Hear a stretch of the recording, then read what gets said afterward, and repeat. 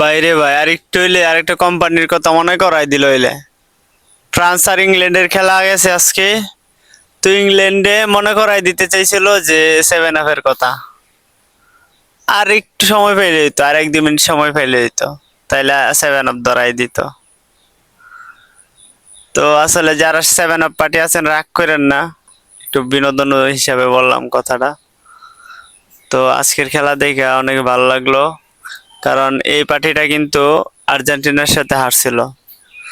তো অনেক আর্জেন্টিনার হ্যাটার্সরা বলছো যে ইংল্যান্ড দুর্বল দল দেখা তো তাদেরকে অতি সহজে হারায় লাইছে, এবং কি পূর্বের খেলায় অনেক খেলায় তোমরা এভাবে বলছো।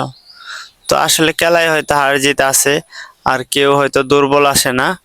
তো ভালো খেলে বিদায় পারে বিশ্বকাপে আসতে পারে। তো কাউকে ছোট করে দেখো না, ঠিক আছে?